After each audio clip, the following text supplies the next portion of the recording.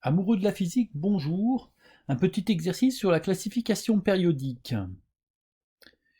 Alors, cet exercice traite de l'atome de soufre, de numéro atomique Z, où on me demande sa structure électronique, son nombre d'électrons de valence, sa position dans la classification périodique et quel ion peut-il faire. Alors, commençons tout de suite par sa structure électronique. Alors, la structure électronique, c'est quelque chose qui est essentiel pour le chimiste. En fait, donc cet atome de soufre qui est de numéro atomique 16, donc il y a 16 électrons dans son nuage électronique. Ces électrons ne sont pas répartis n'importe où euh, autour de son noyau. On appelle la structure électronique. Alors, cette structure électronique, on doit donner où se trouvent ces électrons, et on a donc des règles. Alors je vais un petit peu détailler.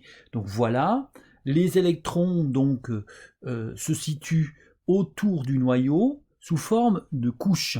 Donc par exemple ici sur l'atome d'argon, on voit donc il y a d'abord une première couche autour du noyau, puis après la couche numéro 2 en partant du noyau et en s'éloignant. Après il y aura la couche numéro 3, etc. etc. D'accord? Voilà. Ça, c'est la première des choses. Donc les électrons sont répartis sous forme de couches en partant du noyau jusqu'à l'extérieur. Voilà. Mais en réalité, donc ces couches, à l'intérieur de ces couches, il y a des sous-couches. Le nombre de sous-couches qu'il y a dans chacune des couches va dépendre justement du numéro de la couche. Pour être plus clair, voilà, c'est écrit ici. Pour la couche numéro 1, c'est-à-dire celle la plus proche du noyau, on est d'accord, elle possède une seule sous-couche, c'est facile à retenir, n égale 1 première couche, une seule sous-couche. Et cette sous-couche s'appelle la sous-couche S, qui est l'initiale d'un mot anglais qui veut dire simple. D'accord ? Voilà. La couche numéro 2, donc celle qui est juste après en s'éloignant du noyau, donc d'accord, hein, qu'on retrouve ici, voilà, eh bien, possède deux sous-couches, la sous-couche S et une sous-couche P, P pour principal. Et en fait, donc on remarque que l'on a encore une sous-couche S et on a une autre sous-couche P. D'accord ? On a deux sous-couches, dont la première est encore une S. Et ça, on remarquera que ce sera vrai pour toutes les couches. La preuve, la troisième couche aura trois sous-couches, toujours la S, et ensuite encore la P, donc c'est toujours les mêmes sous-couches, et ensuite on en augmente d'une autre qu'on appellera la D, D qui est l'initiale de diffuse. Voilà. Donc, première couche, une seule sous-couche, deuxième couche, deux sous-couches, troisième couche, trois sous-couches. D'accord ? Et il y aura quatrième couche, quatre sous-couches. Chacune de ces sous-couches a un nombre maximum d'électrons. D'accord ? Il ne peut pas y en avoir plus. Donc sur la sous-couche S, à chaque fois qu'on a la sous-couche S, il y aura deux électrons au maximum. Donc sur la sous-couche S de la première couche, deux électrons. Sur la sous-couche S de la deuxième couche, toujours deux électrons au maximum, on ne peut pas en mettre plus. Sur la sous-couche de la troisième couche, donc lorsqu'on appelle 3S, il y aura deux électrons au maximum. D'accord ? Donc sur une sous-couche S va deux électrons au maximum. Sur une sous-couche P, il va 6 électrons au maximum, quel que soit l'endroit où se situe cette sous-couche P. Si elle est sur la couche numéro 2, donc je vais changer de couleur, voilà, je vais prendre du vert. Sur la couche numéro 2, la sous-couche S aura 6 électrons. Sur la sous-couche numéro 3, sur la couche numéro 3, eh bien la sous-couche P aura toujours 6 électrons. Donc il y a 6 électrons quel que soit l'endroit où se trouve cette sous-couche P. D'accord ? Donc il faut apprendre par cœur.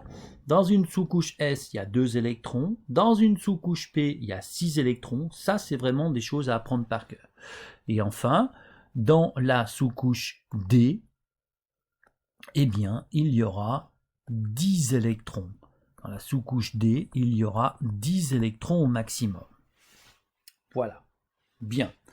autre chose à apprendre, c'est que on va remplir les sous-couches électroniques, hein, la 1S, puis la 2S, la 2P, etc., dans l'ordre en partant du noyau vers l'extérieur, avec la règle suivante, c'est tant que la sous-couche n'est pas remplie au maximum, eh bien on continue de la remplir et ensuite on passe à la suivante. Donc dès qu'elle est remplie au maximum, on passe à la suivante. D'accord ? Voilà.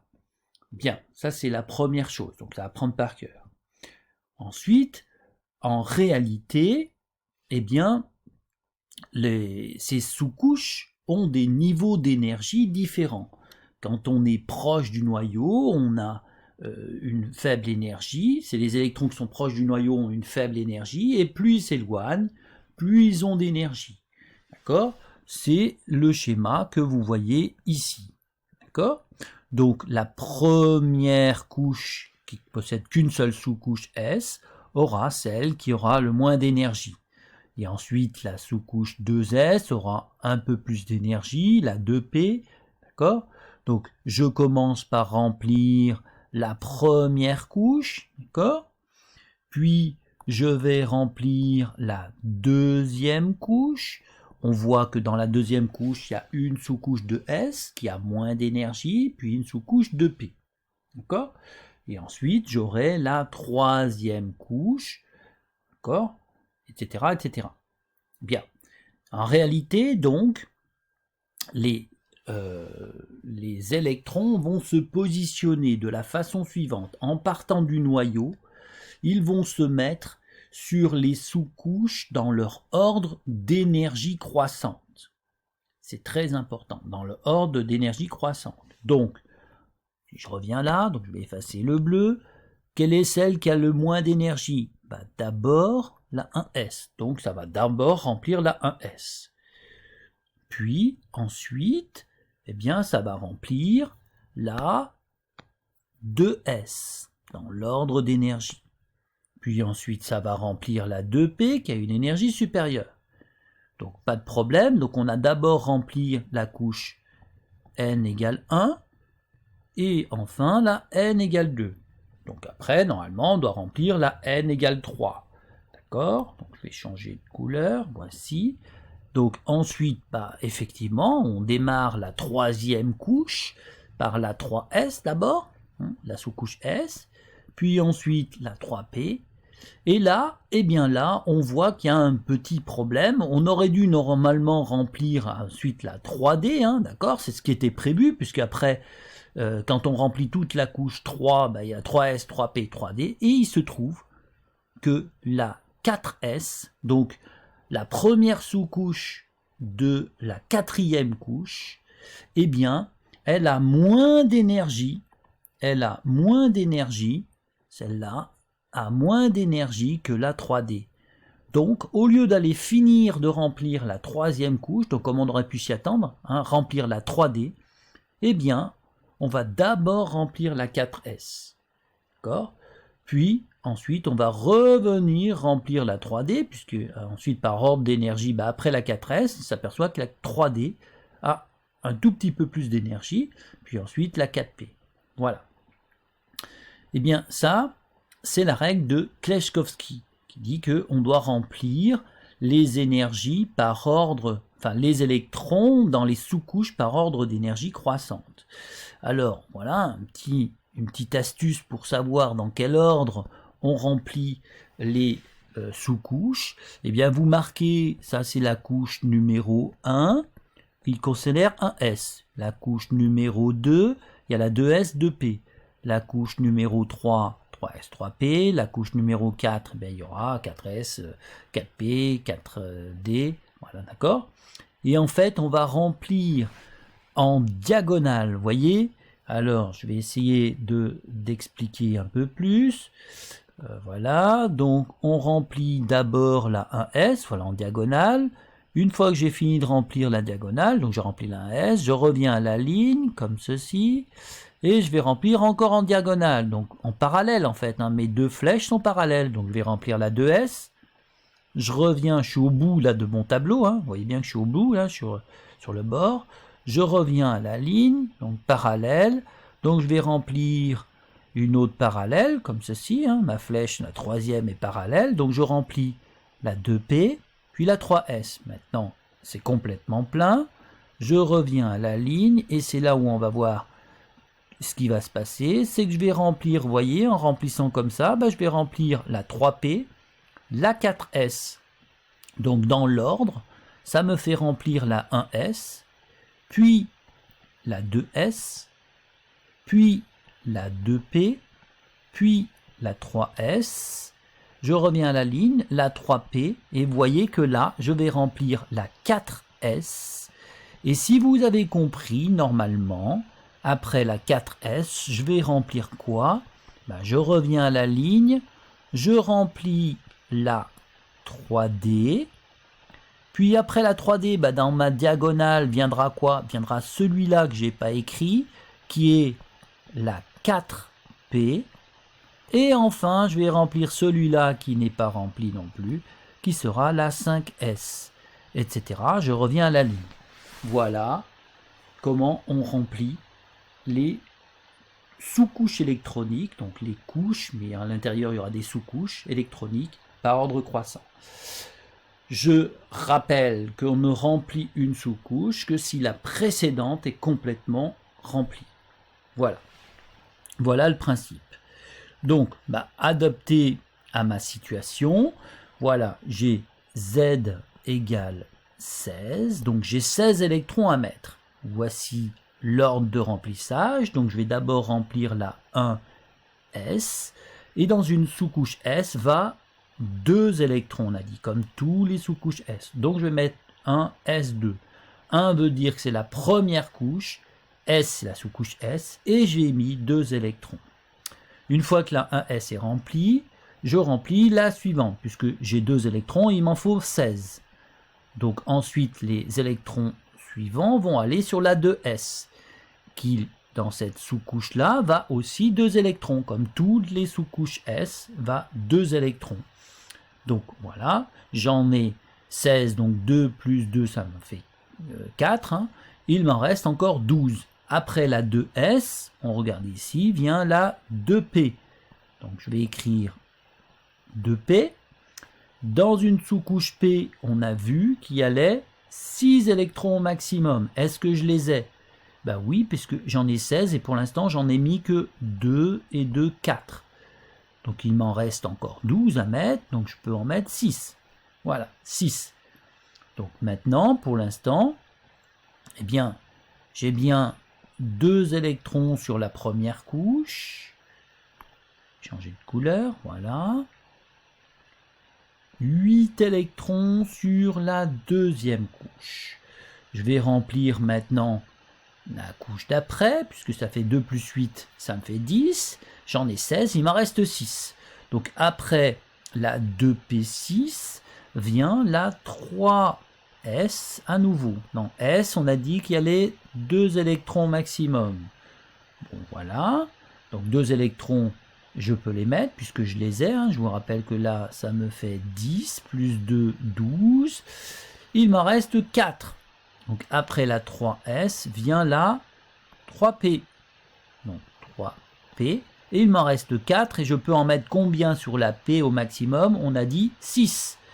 Eh bien, il m'en reste 4. Donc, je vais les mettre ici. 4. Voilà. Donc, sur cette sous-couche, la troisième couche, viendra 6 électrons au maximum. Enfin, pas au maximum, pardon.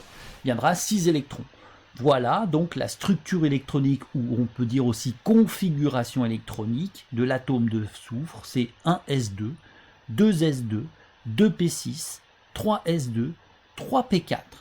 Voilà, donc ça c'est vraiment quelque chose de primordial. Donc on voit qu'en fait 3 couches sont remplies, hein. Les 2 premières sont complètement remplies, on dit qu'elles sont saturées. Et sur la dernière couche, il y a 6 électrons. Ça va me permettre de répondre à la question qui est juste après, c'est combien d'électrons de valence y a-t-il? Alors, électrons de valence, c'est la même chose que le nombre d'électrons sur la dernière couche. La dernière couche, attention, en cours de remplissage. Alors attention, hein, pas la dernière sous-couche, la dernière couche.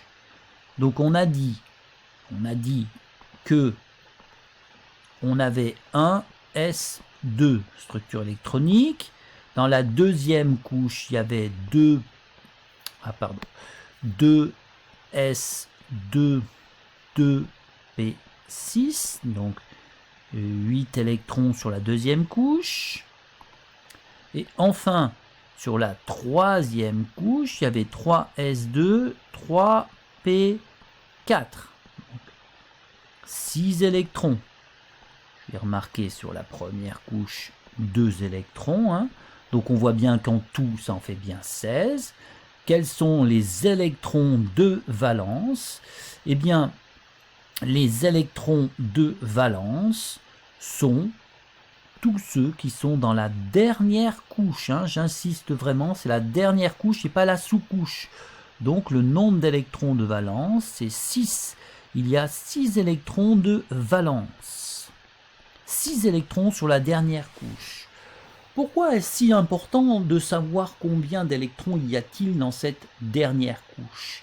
Eh bien, parce que dans un atome, hein, si vous regardez, vous imaginez un atome comme une sphère, qui est-ce qu'on va rencontrer en premier venant de l'extérieur? Eh bien, ce sont ces électrons de valence. Hein. Pourquoi? Imaginez comme une pomme, qu'est-ce que vous allez toucher en premier? Est-ce que vous allez toucher, ou plutôt une pêche, est-ce que vous allez toucher le noyau? Ou est-ce que vous allez toucher la peau? On va toucher la peau, ça paraît évident. Eh bien, la peau, ce sont ces électrons de valence, les électrons le plus loin. Et c'est eux qui vont nous intéresser en chimie, parce que c'est eux qui vont interagir avec le milieu extérieur, avec un autre atome. Comprenez? Voilà.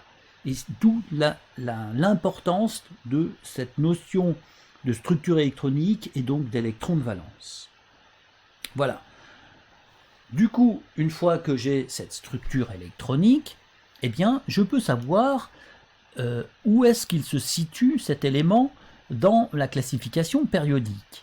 Eh bien, parce que dans la classification périodique, eh bien, que voici, alors là, on a déjà les éléments, donc on va pouvoir le retrouver, mais en fait, vous voyez que Mendeleïev a classé les éléments, enfin lui et avec la progression en fait, hein, on est parti de la sienne, mais bien sûr elle a évolué depuis, par ligne, eh bien on remplit des couches. Donc la première ligne, première couche, deuxième ligne, deuxième couche, troisième ligne, troisième couche, etc., etc. Donc, eh bien moi, dans ma structure électronique que j'ai écrit un S2, 2S2, 2P6, 3S2, 3P4, voilà. Eh bien, ce que je vois, c'est mes deux premières couches sont remplies. D'accord? Et en fait, ce qu'on est en train de remplir, c'est la troisième couche. Ça veut dire que mon élément soufre, S, se trouve dans la ligne numéro 3. Alors la ligne ou période, c'est la même chose. Hein. Donc on peut dire que la ligne ou période, d'accord, hein, c'est la même chose, c'est la numéro 3. D'accord? Ensuite, qu'est-ce qu'on est en train de remplir? Eh bien, la sous-couche S est remplie, 3S2. Ces deux premières colonnes concernent, donc tout ça là, concerne ce qu'on appelle le bloc S. D'accord? Avec la première colonne, c'est S1, deuxième colonne, S2. Donc ces deux-là sont remplis. Ensuite, eh bien là, on a mis 4 électrons sur la sous-couche P. Le bloc P, le voici. C'est tout cela, ça c'est le bloc P. Donc, on a mis 4 électrons sur le bloc P. Le bloc P commence à la colonne numéro 13. Colonne numéro 13, d'accord? Donc, la colonne en question, eh bien pour savoir la colonne, je fais 12 plus le nombre d'électrons qu'il y a dans la sous-couche P. Le nombre d'électrons qu'il y a dans la sous-couche P, qui est ici, 4. Donc, ici, 12 plus 4, ça fait 16. Donc, la colonne, c'est la 16e, comme on peut le voir ici. Alors, c'est l'oxygène, pardon, juste dessous. Le soufre, le voici. 3e ligne, 3e période, donc 16e colonne. Voilà, 16e colonne, donc en fait, c'est la 4e du bloc P. Donc, voici la première du bloc P, ici ce sera P1, ici ce sera P2, ici ce sera P3, et voici P4. Voilà. Voilà où se situe cet atome de soufre. Enfin, dernière colonne, le soufre, quel type d'ion peut-il faire? Eh bien, un atome va tout faire pour être stable. Et pour être stable, eh bien, il va essayer de ressembler, alors du point de vue électronique, hein, ça veut dire d'avoir la même configuration électronique que l'atome de gaz noble le plus proche. Alors, si je reviens juste en arrière, eh bien, les gaz nobles, pardon, les plus proches sont ceux dans la dernière colonne. Donc, le plus proche de l'atome de soufre, eh bien, c'est l'argon. Donc, Z égale 18. Combien d'électrons manque-t-il au soufre pour atteindre la colonne 18? Eh bien, en fait, il manque un électron, 2 électrons. Chaque colonne correspond à un électron supplémentaire. Donc, du soufre au chlore, ça fait un électron, et du chlore à l'argon, ça fait encore un électron. Donc, au soufre, il manque 2 électrons pour devenir stable. Donc, pour passer de l'élément S, dont le numéro atomique Z égale 16, à, on a dit, l'argon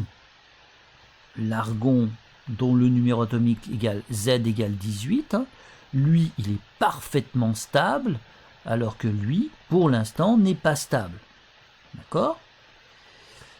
Et donc, pour avoir la même configuration électronique, il faut qu'il ait 8 électrons sur sa dernière couche, hein, et donc pour passer de Z égale 16 à Z égale 18, le soufre va devoir gagner 2 électrons. Et donc, si il veut être stable, il doit gagner 2 électrons, et s'il gagne 2 électrons, il va se transformer en l'ion S2-, qui lui sera stable. Pourquoi sera-t-il stable? Eh bien parce qu'il aura la même configuration électronique que l'atome d'argon. J'ai mis argent, pardon, c'était argon ici qu'il fallait lire. Voilà, je vais effacer, voici argon. Voilà le principe. Vous avez donc maintenant un tour d'horizon sur la structure électronique, nombre d'électrons de valence, la position dans la classification périodique et l'ion. Voilà. J'espère que c'est maintenant un peu plus clair pour vous. Et c'est vraiment un exercice type, des questions sans doute les premières d'un devoir. Moi, je vous dis à bientôt pour un nouvel exercice. Au revoir.